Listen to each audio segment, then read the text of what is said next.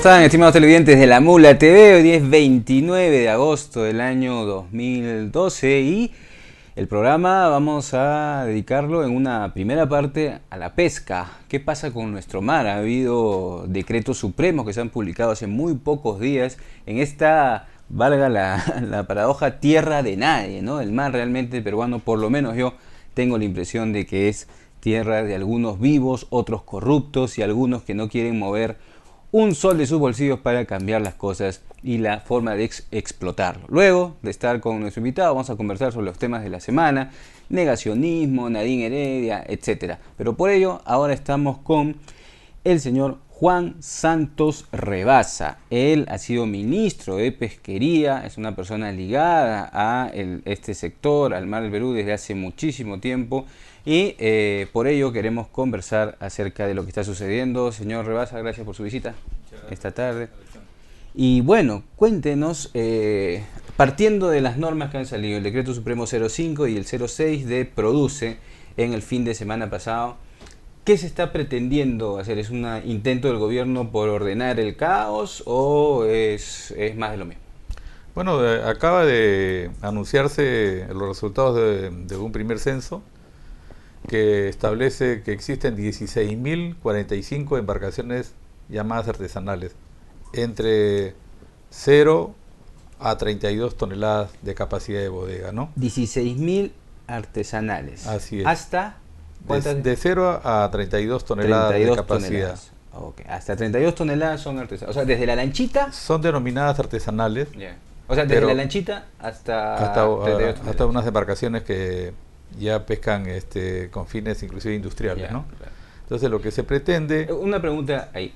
¿Esa categorización de 0 a 32 toneladas es válida o ha debido ser antes? El objetivo justamente es reordenar, porque entendemos como pesca artesanal la que prácticamente se hace con la mano.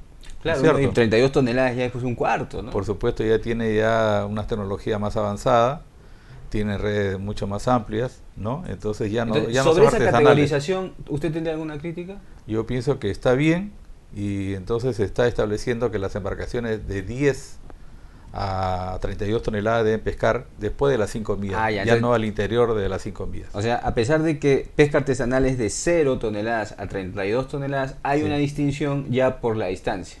¿Cuál es esa? Esa es una primera medida de que las embarcaciones hasta 10 toneladas pueden pescar dentro de las 5 millas. Y las que tienen una mayor capacidad de 10 hasta 32 deben pescar más allá de las 5 millas. Establece hasta 10 millas, ¿no? Hasta 10, de 5 a 10. Digamos. Que ahí yo sí tengo un reparo. Yo creo que no debería haber un tope de 10 millas, porque tenemos 200 millas sin ocupar. Entonces, si una embarcación quiere adentrarse mar afuera, siempre con la seguridad del caso, creo que no estaría mal. No olvidemos que las embarcaciones más pequeñas, buscando una pesca selectiva, han llegado más allá de las 100 millas, inclusive se han perdido, ¿no? Porque no tenían radiobaliza, porque no tenían los equipos adecuados, en fin, ¿no? Ahora, si estas normas dicen que hasta las 32 millas, hasta las 10 millas solamente van las embarcaciones de 32 toneladas, entonces las otras 190 millas quedan ¿para quién? Bueno, para las embarcaciones industriales, supuestamente, ¿no? Pero creo que también deberían ser para las 32 toneladas, las embarcaciones de 32 toneladas también.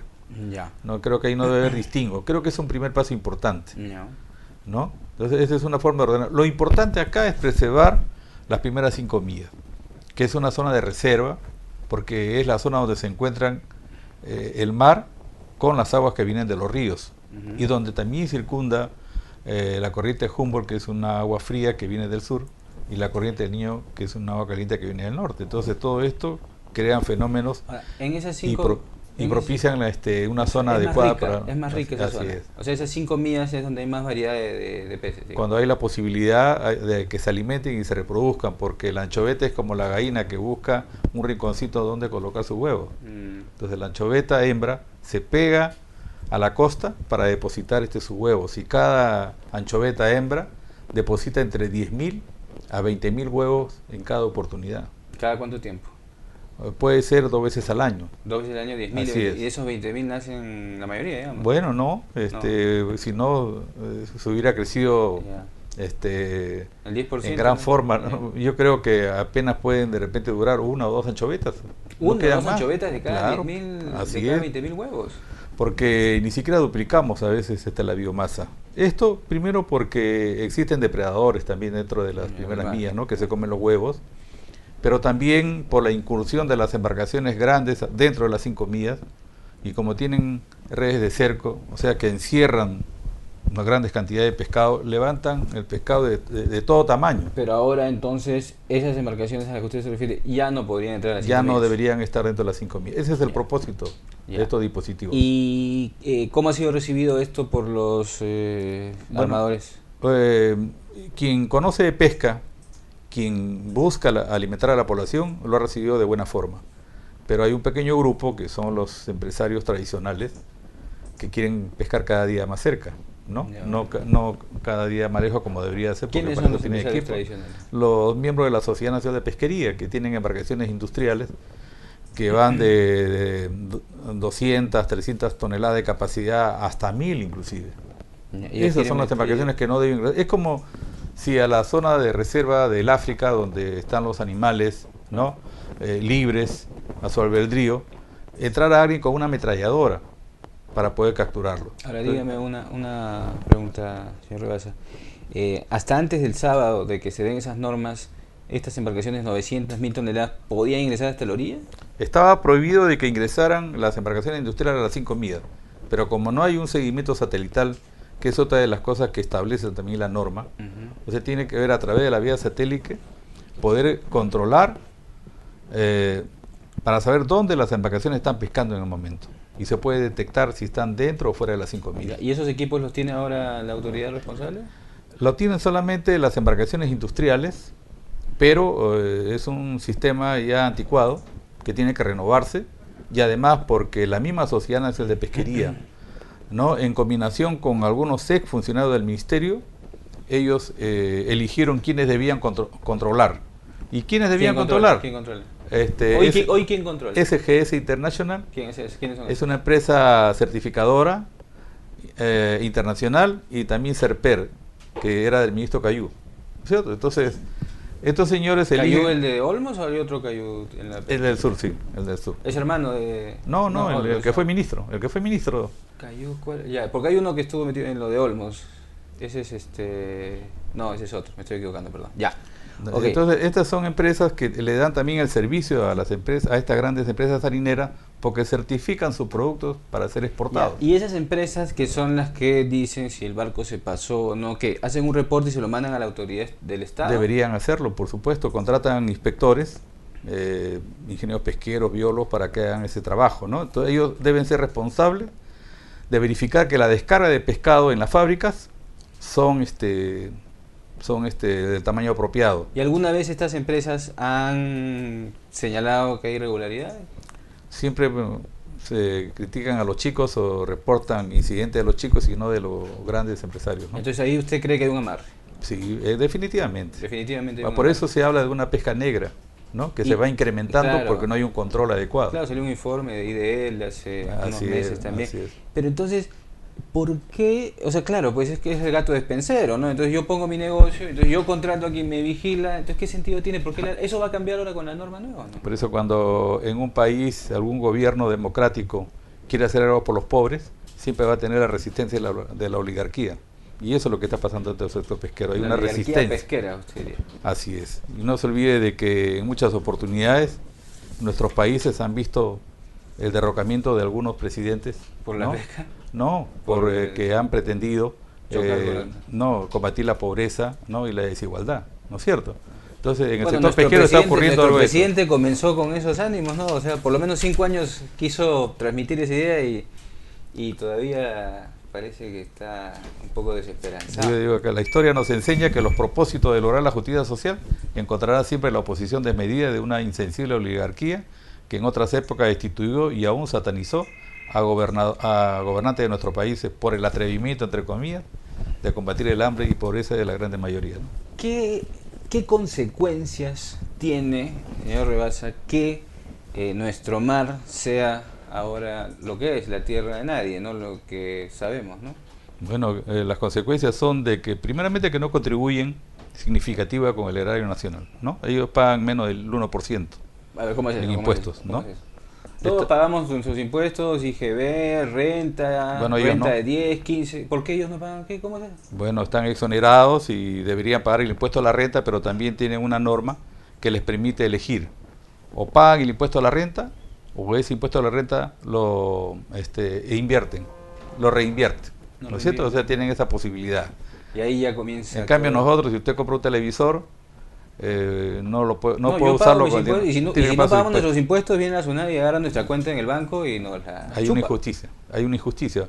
¿Y esta norma, entonces, va sobre eso también, sobre el tema tributario? No, todavía no. Pero... ¿Y la reforma tributaria de Castilla, que dice que ha hecho una reforma tributaria, tampoco se ha preocupado de este tema? Bueno, no hay preocupación. Definitivamente, pues hay un trato diferencial a ciertos grupos, a una élite empresarial, ¿no?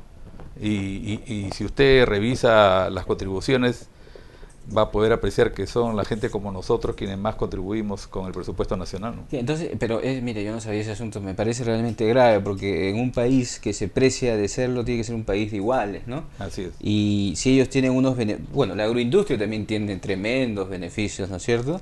Y encima sigue pretendiendo tenerlos después de 10 años de que se los dieron. Pero yo no sabía esto de los pesqueros. El sector pesquero es como el minero, ¿no? Hay algunas empresas que están exoneradas de tributo durante un buen número de años. ¿Que también tiene convenios de estabilidad, algo parecido? Bueno, no, ellos lo tienen acá sin fecha de caducidad, ¿no? Hasta los años 90 se pagaba un 10% por las exportaciones de harina y pescado. Y un porcentaje de ello permitía apoyar la pesca artesanal. Todo eso ha desaparecido ahora y creo que debe restituirse. Por eso considero que este es un primer paso insuficiente. Pero bueno, alguito. Así es. Empecemos primero a ordenarnos, ¿no? Okay.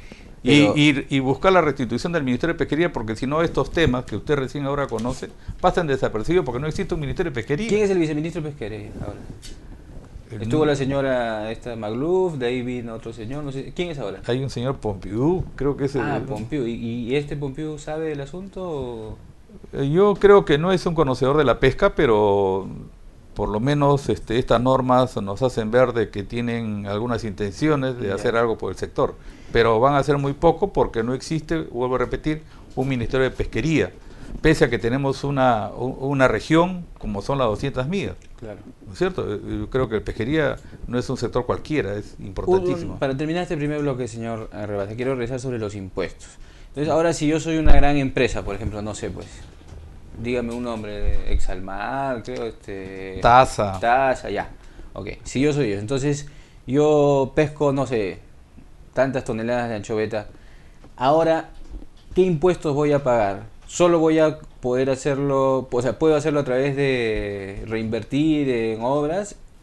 Y no nadie me obliga a pagar impuesto a la renta, entonces. No hay una obligación. Uno tiene esa posibilidad de poder elegir. O sea, paga el impuesto a la renta o lo reinvierte. El impuesto a la renta normal. Así es. Ya, y cuando lo reinvierte, entonces ahí viene el problema. Ya no paga, ya no está pagando. ¿Lo reinvierte en qué? ¿En su misma empresa? No, eso también es una cosa, por ejemplo, importante, que en todo caso la reinversión debería ser para hacer crecer los proyectos alimenticios dentro del sector pesquero. ¿En qué se reinvierte? Algunos, por ejemplo, tienen maquinaria pesada. O sea, lo reinvierten en otras actividades que no tienen que ver nada con pesquería. ¿No? Bueno, vamos a seguir conversando sobre este tema con Juan Santos Rebasa. O sea, no es solamente el asunto, y también usted habrá leído de que yo he hecho una denuncia por lavado de activos. Ahorita venimos, después de la pausa, venimos con el lavado de activos, porque realmente aquí donde uno destapa la olla, salen tremendos alacranes, ¿no? Lo de la agroindustria, que lo hemos tocado aquí, que tienen unos beneficios desde hace 12 años, cuando Fujimori se estaba cayendo, Klimper muy vivo sacó su norma. Lo de las mineras, que bueno, ya a algunos se les está acabando la estabilidad tributaria, pero sabemos todo lo que han hecho en el país. Y lo de la pesca, que yo no sabía, nos está comentando el señor Rebasa, también tienen esta opción de no pagar el impuesto a la renta, según nos comenta, como usted o como yo, sino que ellos pueden escoger reinvertir para comprar maquinarias. Yo también quiero no pagar impuestos y me compro un televisor nuevo, me compro un carro y así todos somos felices. Volvemos tras la pausa aquí en Radicales Libres.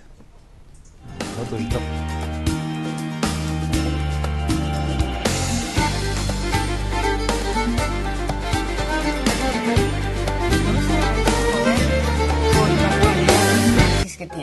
tiene un análisis político-económico, tiene una buena combinación entre política y economía. Creo que ha venido a llenar un espacio dentro de las revistas peruanas. Poder llenó un vacío en el periodismo del Perú, del periodismo escrito, hacia investigación económica y de la buena.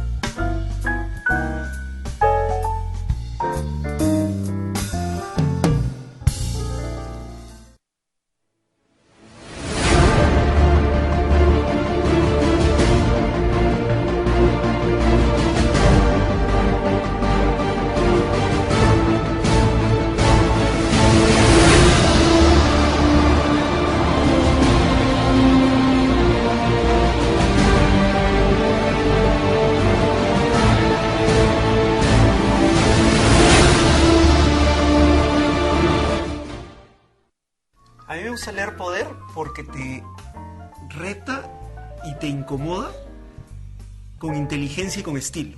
Leo la revista Poder desde su primer número hace ya justamente 3 años, porque es una revista indispensable en la formación de todos quienes queremos entender lo que pasa en el Perú. Es creativa, es inteligente y tiene rigor. Y eso para mí es el periodismo que me gusta y por eso leo Poder.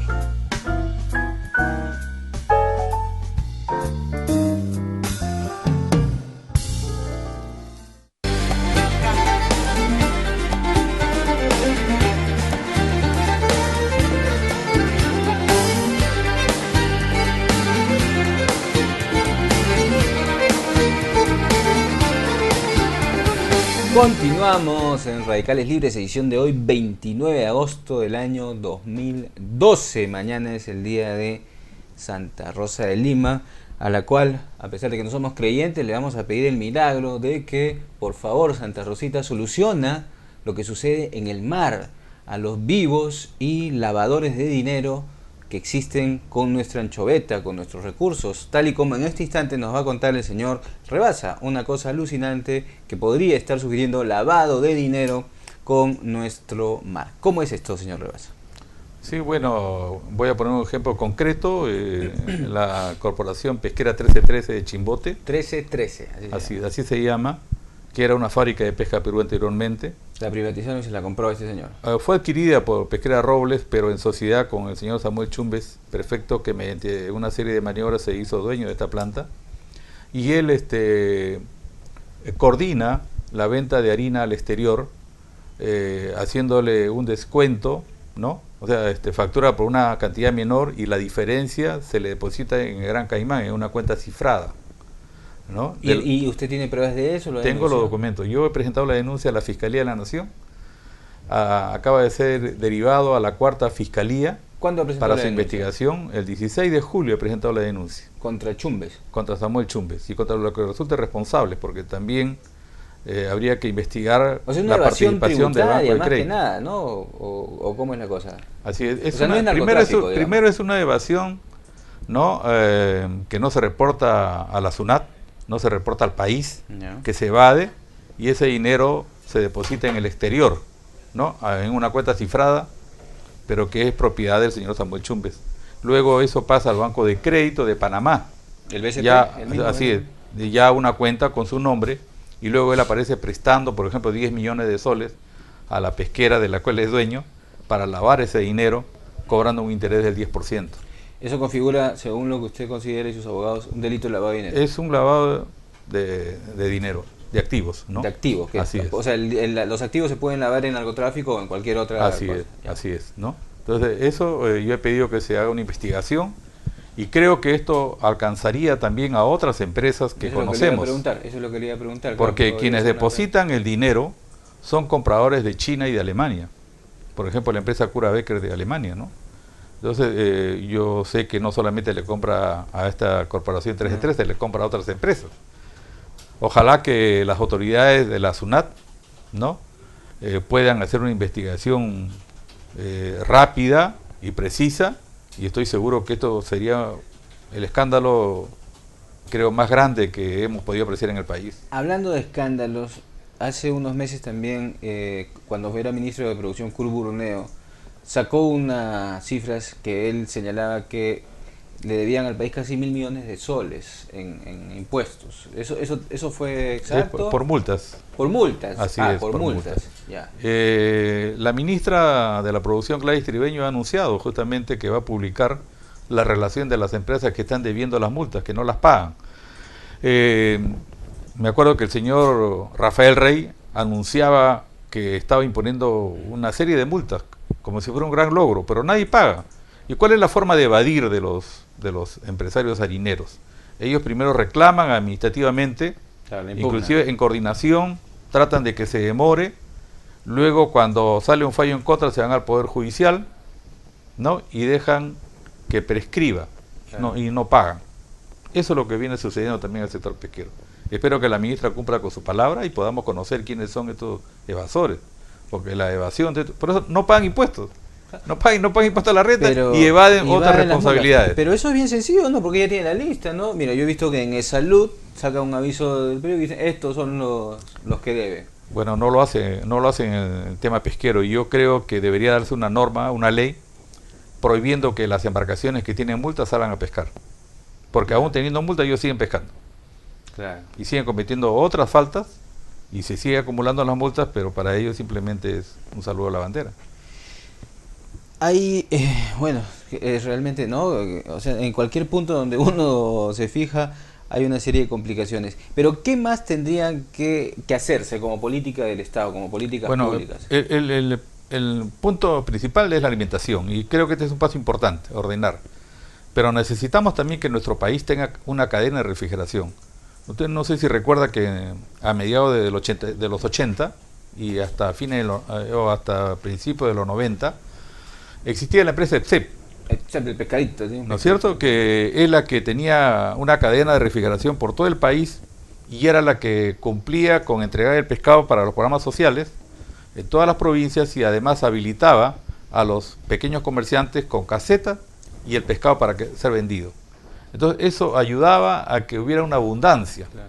En este momento ya no existe EPSEP. Entonces con eso tienen la excusa para decir... Claro, tampoco se trata de reactivar, pero hay que reemplazarlo teniendo una cámara cada provincia del país, que son 192 provincias. Si tuviéramos una cámara de 100 toneladas, por ejemplo, entonces podríamos guardar el pescado cuando abunda. Porque claro, cuando abunda el pescado se compra a 30, 40 centavos el kilo. Y ahora que no hay esas cámaras, ¿qué sucede con ese pescado? ¿Lo hace Garina?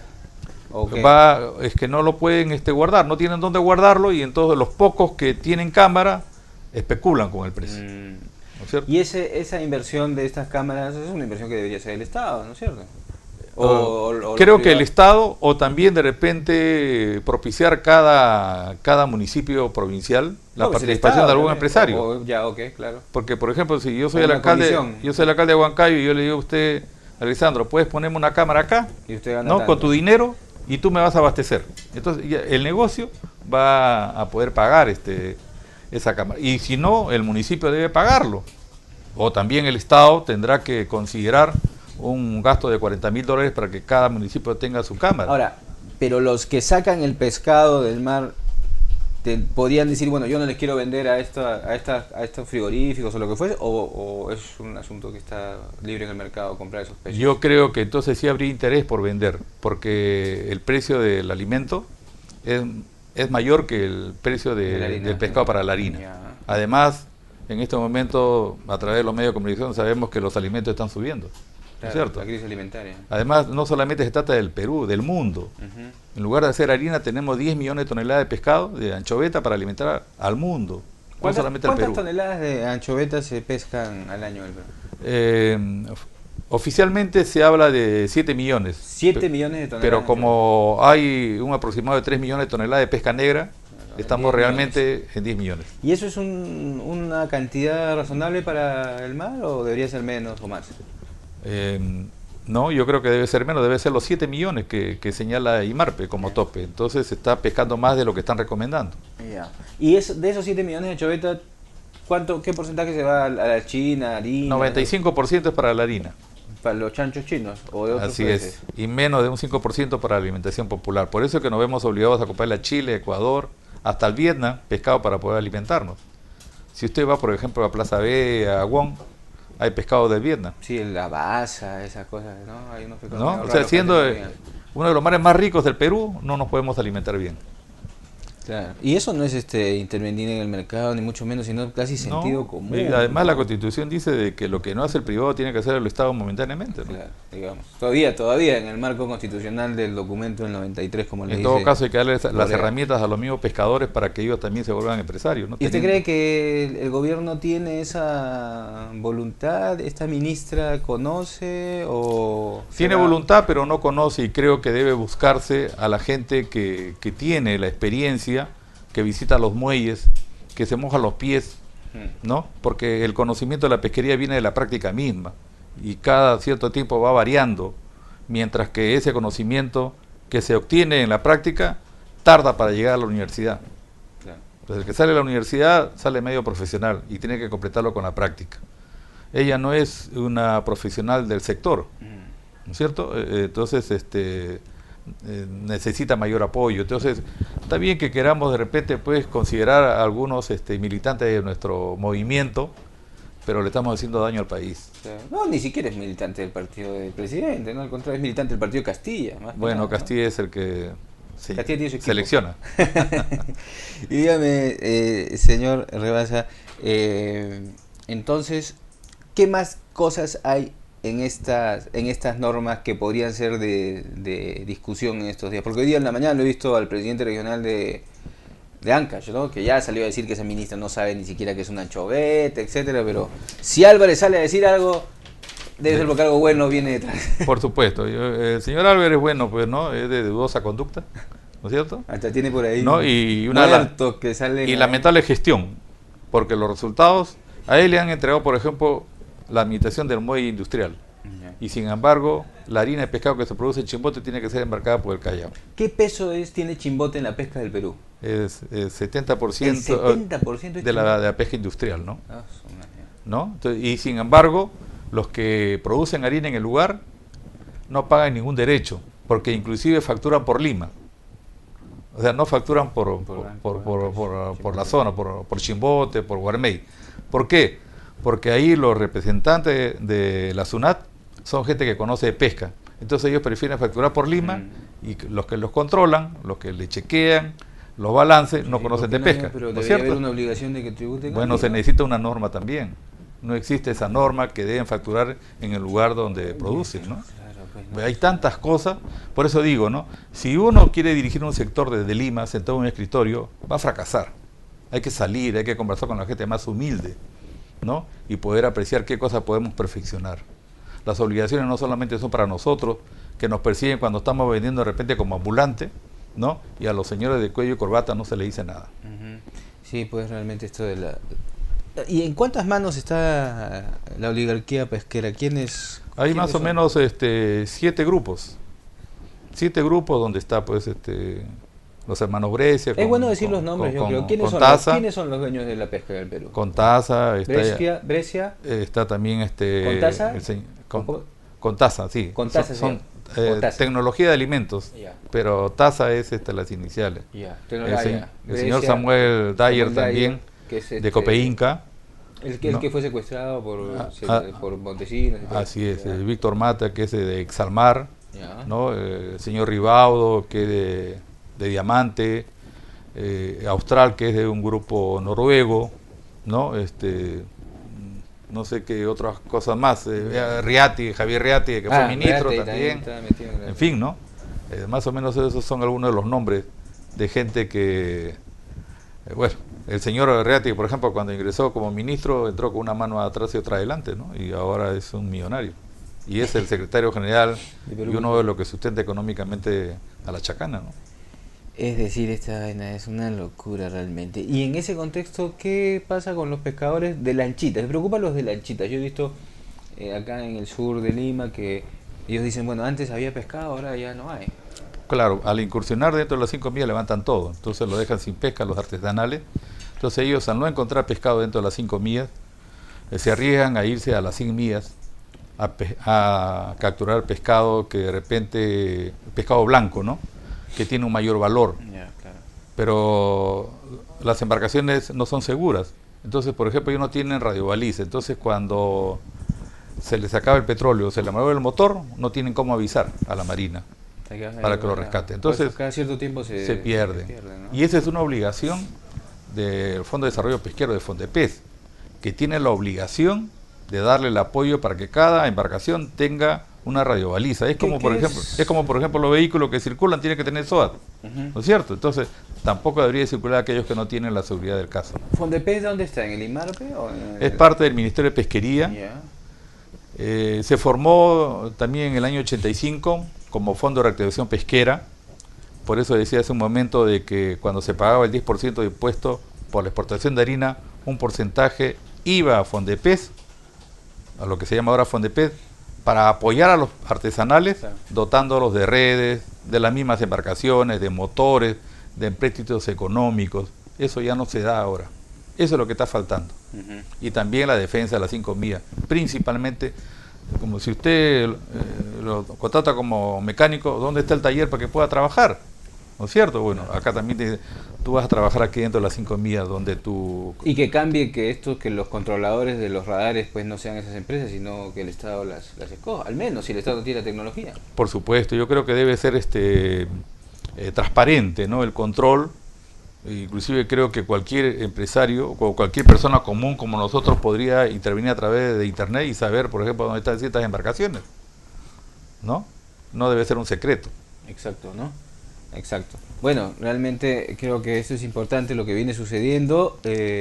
Ahora hay una intención muy limitada, creo yo, pero por lo menos en la ruta, digamos, que se debería seguir, ¿no? Pero hay temas de impuestos, hay temas de control, hay temas realmente de las 5 millas, de la pesca negra, hasta lavado de activos que acaba de denunciar aquí el señor Rebasa.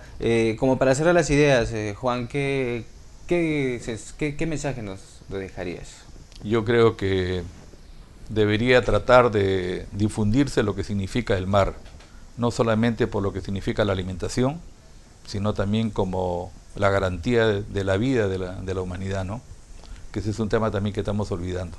Porque mira, yo he leído, hace poco salió una edición bien bonita de la revista Etiqueta Negra, que ahora tiene etiqueta verde, la dedicada al mar, no sé si la viste. Sí. Hay unos datos, claro, no es un problema del Perú nada más, o sea, en este ritmo el mar va a morir, está muriendo lentamente el mar. Así es, el mar es donde nació la vida y es la que regula la radiación que llega del sol. Claro, el mar la modera y nos permite vivir, y sin embargo nosotros al mar la tratamos mal, ¿no es cierto? Botamos es un botadero, ¿no? Hay una contaminación terrible, ¿no? Y además la estamos dejando sin vida, ¿no? Con la eliminación de los peces. Las tecnologías ahora permiten de que se vaya hasta el lugar más recóndito para poder capturar todo lo que haya. Inclusive hasta las algas están siendo extraídas, ¿no? Para utilizarlas en la producción de cosméticos. Sobre todo ahí está, por ejemplo, hay un grupo chileno que tiene inclusive una fábrica en Arequipa. O sea, todo lo que está en el mar está siendo extraído en forma irresponsable. Hay muchas cosas por hablar dentro de este tema y creo que debería difundirse, tan igual como ahora hay una serie de información sobre el espacio, sobre la creación del mundo. ¿Qué tal si hablamos sobre ese tema de los recursos? Vamos a ver un bloquecito más. Hacemos la pausa y cuéntanos un poquito de ese tema de los recursos, qué está pasando, algas, etcétera. Vamos a conversar un bloque más con el señor Juan Rebasa acerca ya no de las políticas, sino de qué está pasando con las especies que están en nuestro mar. Volvemos.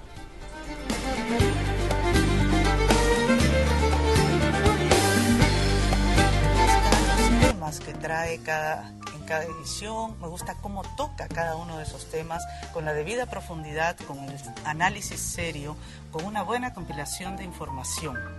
Leo Poder porque parte de mi trabajo es seguir el entorno económico y político para los negocios, y Poder es un instrumento muy importante para ello. Es sumamente valioso porque además de darle agilidad, permite visualizar cosas que se entienden más claramente con una imagen que incluso con un párrafo, ¿no?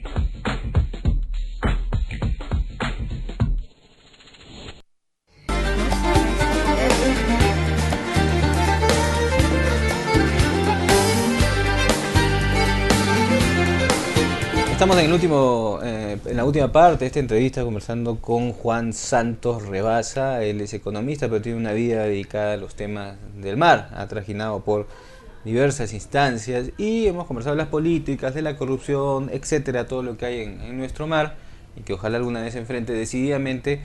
Pero ahora queremos hablar un poco del lado del peligro real que existe por la extinción de especies. ¿Qué sensación te da a ti una persona de mar? Y yo citaba este número de etiqueta verde, el anterior, sí, dedicado a... Muy bonito el número de etiqueta verde, el anterior a este, el que quiere enterarse del mar vaya a ese número de etiqueta verde. ¿Qué sensación te da? Porque este mar, o sea, lo están matando. No solo al planeta, ¿no? Al planeta también lo estamos matando, pero al mar que nos da tantas cosas. ¿Qué piensas tú? Creo que el ministro de Medio Ambiente debería acercarse también, ¿no?, a la gente del sector pesquero y poder recabar información de lo que viene ocurriendo, porque es el punto de partida de la vida nuestra, ¿no? Él está, creo, solamente preocupado de Conga, ¿no? Y el mar... O sea, Medio Ambiente parece que es de la playa para adentro, ¿no es cierto? Así es, ¿no? En el mundo se considera que hay unas 200.000 especies marinas. Así es.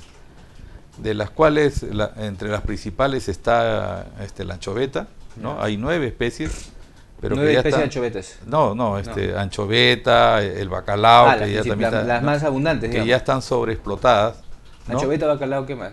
En fin, la anchoa, que también está en pleno proceso de desaparición, en fin, ¿no? La sardina también, que desapareció de nuestro mar, en fin, ahora está el jurel, la caballa, ¿no?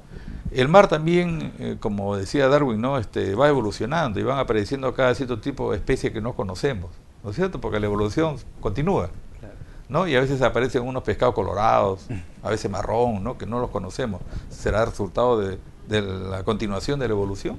No estudiamos eso, ¿no? Pero tengamos en cuenta también que además del medio ambiente, ¿no?, el pescado también requiere el oxígeno. ¿No es cierto? ¿De qué vive el pescado? Del oxígeno. Entonces, cuando ellos tragan el agua, rescatan el oxígeno y botan el agua. Entonces, cuando hay una contaminación del mar, el pescado no tiene cómo respirar y se vara, aparece en la costa, como hemos apreciado muchas veces. Hasta ahora nadie nos explica eso. ¿Por qué aparecen grandes cantidades de pescado? Porque se esperan justamente. O sea, el pescado es como nosotros, que necesitan vivir del oxígeno, ¿no? Y luego también ellos se alimentan, ¿no?, de plancton, pero también de las algas, ¿no? Y las algas, me comentabas en el corte que las algas están siendo erradicadas por grupos que venden toda esta alga a una empresa chilena que lo muele y lo utiliza para cosméticos, ¿no? Entonces eso también, por ejemplo, es un atentado. Es que hay esta mentalidad extremista del capitalismo que cree, pues, que tú puedes acá sacar y no va a pasar nada en todo lo demás. O sea, todo es un equilibrio, ¿no? También el agua que viene de los ríos, si las mineras siguen contaminando, va a matar también vida en el mar, ¿no? ¿Por qué? Porque el agua del mar, que supuestamente es dulce, ¿no?, es la que de los ríos, digamos. De los ríos hace salado el mar, ¿no? Porque lava las rocas y lleva una serie de minerales, como la sal, por ejemplo, que permite afianzar. Es un proceso biológico que se está interrumpiendo con todo lo que viene pasando ahora.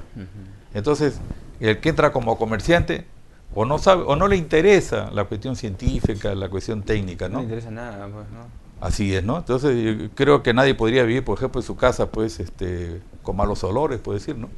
Sin embargo, no hay un estudio sobre eso. Por eso que insisto que es necesario que el Estado considere la posibilidad de reactivar el Ministerio de Pesquería para tener un sector... O un Ministerio del Mar, pues, en todo caso, no sé. Como le llame, ¿no? Pero exclusivamente sobre nuestras 200 millas, ¿no? En este momento el Perú aparece todavía como una posibilidad alimentaria, no solamente para nuestro país, sino para el mundo. Fíjate, todo el pescado que nosotros metemos para hacer harina podría venderse en esas condiciones simplemente congeladas, ¿no?, a diferentes países del mundo. En África la gente está comiendo hasta lodo, porque no tiene la forma cómo alimentarse. Y por ahí lo escuché al señor Sarmiento, que es presidente de la Comisión de Producción, que es del grupo Fujimorista, que decía que la gente no quería comer anchoveta por el olor fuerte que tiene. Bueno, ese tipo es un estúpido, ¿no? Porque usted va a un mercado y no encuentra anchoveta. La anchoveta está en los grandes supermercados donde vale pues 5 o 6 soles, ¿no? Pero la por latita, supuesto, ¿no? yo soy testigo, en los supermercados hay venta de anchoveta en bolsas, cuesta 4 o 5 soles un medio kilo. Así es, y se da pues la paradoja de que nuestra gente que vive cerca al mar, en el litoral, se muere de hambre.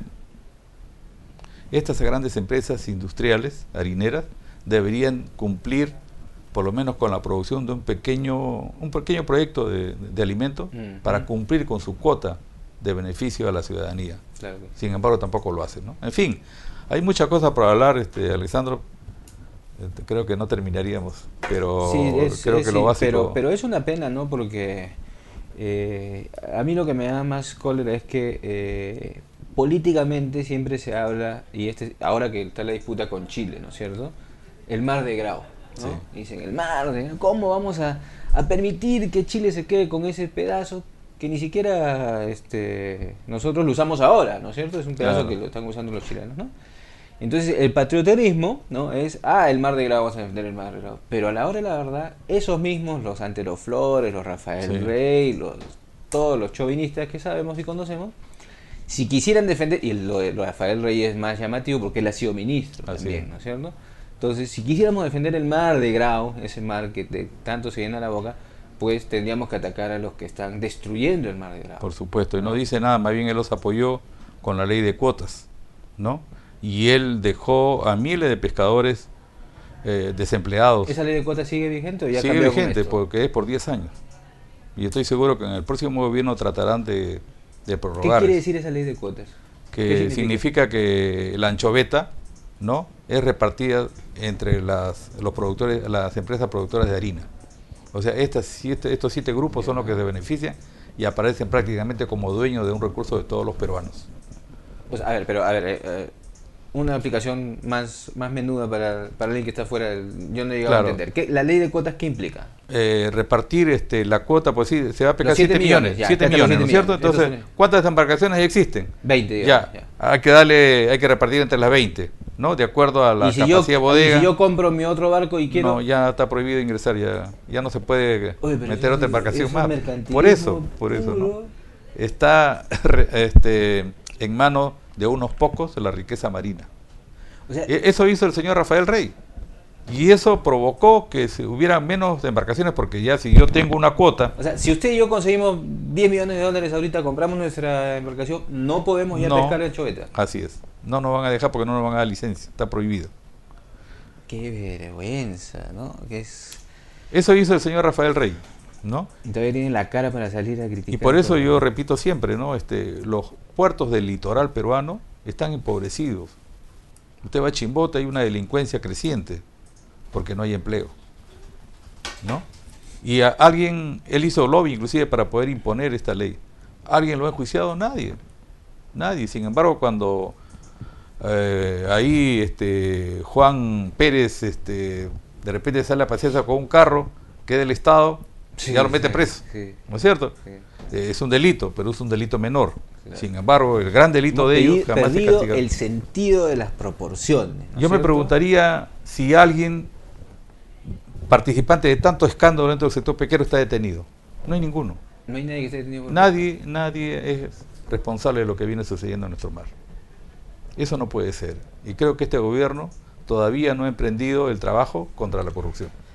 Todavía estamos a tiempo. Juan Rebasa, te agradezco muchísimo tu visita el día de hoy, y esto último que nos has contado, pues la ley de cuotas es un ejemplo de, justamente hablando pues de eso que se llena la boca de patrioterismo y tontería y media, como a la hora de la hora son los que empobrecen a nuestro país. Juan, muchísimas gracias por tu visita. Gracias también. Ahora vamos a tener esta grabación para todos los interesados, y nosotros volvemos tras la pausa para los comentarios finales acerca de otra estupidez, la ley del negacionismo.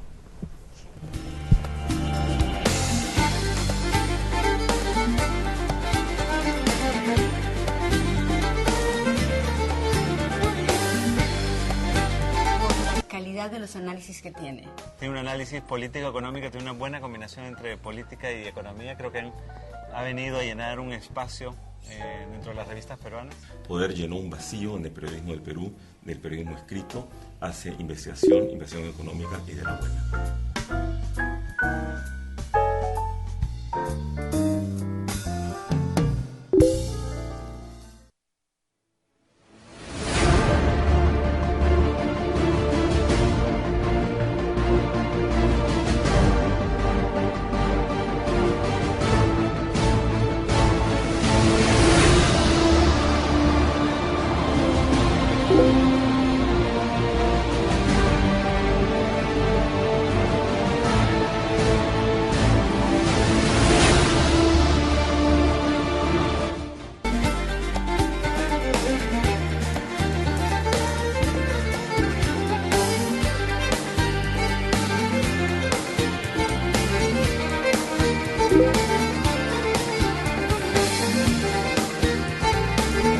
Bueno, y ahora vamos a conversar acerca de los temas de la semana.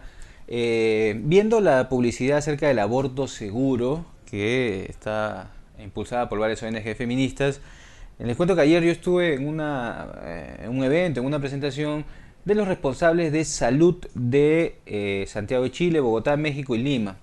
Y el señor de México contaba pues cómo allá en este país, en la Ciudad de México, en el Distrito Federal, el aborto legal existe y lo brinda el Estado. El Estado invierte dinero, ha creado clínicas para el aborto, con condiciones. Viene la mujer y se le dice, te damos 3 alternativas. Todos los cuidados necesarios para que tengas a tu hijo y luego y lo tengas y lo críes.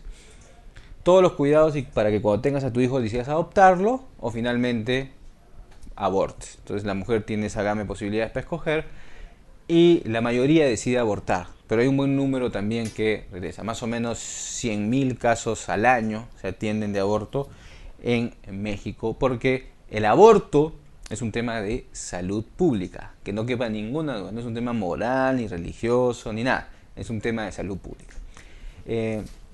Y bueno, me dio vergüenza ajena, pues, ¿no? Nosotros en nuestro país no podemos ni siquiera aprobar el protocolo del aborto terapéutico. Señora ministra Midori Ehavich, solo hace falta la firma para salvar la vida de muchas mujeres. La revista Caretas, aquí está, es Santa Rosa, Santa Nadine, Rosa de Espinas, dice. Y bueno, la esposa del presidente de la República siempre genera polémica. En relación a ello hay que decir algunas cosas. Es un hecho, a un año de gobierno, es un hecho que estamos ante una situación sui generis. El país está gobernado por 2 personas. Hay una copresidencia, ¿no? La revista Poder sacó un informe de Uceda, del periodista Uceda hace un mes, en donde se detalla cómo Nadine pues despacha con los ministros, transmite indicaciones, etcétera, etcétera, etcétera, o se va a Brasil encabezando una delegación ministerial.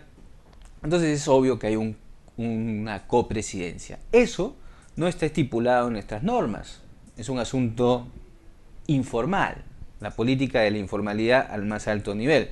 Así como hay informalidad en estos recicladores que recogen basura y la venden, o en el microbusero, o en el ambulante, o en el emolientero, o en donde sea. Bueno, la informalidad también en nuestro país ahora está en la punta del poder, porque nuestra Constitución nos dice que tenemos un presidente de la República, pero en este caso hay una presidencia compartida. ¿Eso es bueno o malo? No lo sé. No lo podemos saber si eso es mejor o peor para el país, si es que la influencia de Nadine es más positiva que negativa o viceversa, pero es un hecho. Y entonces hay que adecuarse a la realidad. La legalidad muchas veces es superada por la realidad y en este caso una vez más ha sido así. Lo último que quería comentarles el día de hoy es toda esta historia que se ha armado en relación al bendito proyecto de ley de el llamado negacionismo, trasladando un concepto pues que tiene que ver con un hecho fatídico de la humanidad, como el holocausto producido en la Segunda Guerra Mundial sobre judíos y también sobre gitanos, homosexuales, etc. Pero a partir de ello se dio una legislación en la que se castigaba a quien negaba ese genocidio, que no es el único que ha habido en el siglo XX y en otros siglos, pero es un hecho muy simbólico. Y ahora se pretende crear una ley de negacionismo aquí, para los crímenes cometidos por Sendero Luminoso y por el MRTA. Lo primero que hay que decir es que en el conflicto armado interno que hubo en nuestro país, hubieron actos terroristas de Sendero Luminoso, hubieron actos terroristas del MRTA y hubieron actos terroristas del Estado, de los grupos como Rodrigo Franco, de los grupos como Colina, y sabe Dios si hubieron otras instancias. Entonces, lo que tuvimos nosotros fue un conflicto armado interno con actos demenciales y terroristas de Sendero, del MRTA y de las fuerzas del Estado. Si nosotros quisiéramos realmente avanzar hacia una comprensión de esa época, entonces tendríamos que englobar a las cosas tal y como son. No puede solamente enfocarse en uno de esos lados. Pero más allá de ello, hay un consenso muy importante entre las principales voces de la opinión pública del país que han rechazado. Hoy día acabo de leer el artículo de Gustavo Gorriti de Caretas, de la última edición, en el cual también manifiesta pues su desazón frente a este malhadado proyecto. Aquí está Gustavo Gorriti: negacionismo y desatino. Dice Gustavo Gorriti: el gobierno debe evitarse una vergüenza, un bochorno mayor y retirar, calladito, en puntas de pie, el superlativamente desatinado proyecto de ley del negacionismo. Aquí está la revista Caretas del día de hoy. Y es que no hay otra manera de entender ese asunto. Sendero Luminoso se conformó como un partido político fundamentalista y realizó actos de terrorismo. Por eso sus miembros son considerados como terroristas y por eso hay un delito de terrorismo. Y por eso hay un delito de apología al terrorismo, en el cual si una persona, usted, yo o quien fuese, decide, ¿no?, impulsar acciones o orientaciones que vayan en favor de actos terroristas, puede ser juzgado por apología al terrorismo. Eso sería suficiente. Pero lo otro es que hay que entender es que Sendero Luminoso no es un fenómeno extranacional. Sendero Luminoso, ahora que está de moda marca Perú, es un producto peruano. Sendero Luminoso lleva el sello del Perú. No lo inventó un alemán, ni un chino, ni un gringo, ni un ecuatoriano. Lo inventó Sendero Abimael Guzmán. Y todo su grupo es una cúpula de peruanos. Lo que habría que hacer es el esfuerzo intelectual, político y social por entender por qué en nuestro país y en ningún otro país de la región, emanó un movimiento político tan fundamentalista y tan brutal y con los métodos terroristas más inaceptables que nuestro país ha tenido que soportar como Sendero Luminoso. Esa es la pregunta que cabe al razonamiento y a la voluntad de crear un país realmente desarrollado. Es muy fácil decir, bueno, no, que los maten a todos, que nunca salgan de la cárcel, etcétera, o lo que fuese. Cuando lo inteligente es comprender para no repetir. Porque lo que queremos, creo yo, es no repetir la barbarie que causó Sendero Luminoso, producto peruano, marca Perú, sino evitarla. Y para eso, lo más fácil sería ir y entrar a las cárceles y matar a todos los senderistas. Y ubicar a todos los que estuvieron presos por senderismo y matarlos. Y se acabó Sendero, ¿no? Eso sería lo fácil. Pero eso no se puede hacer, pues. Miren lo que está sucediendo en el contexto internacional.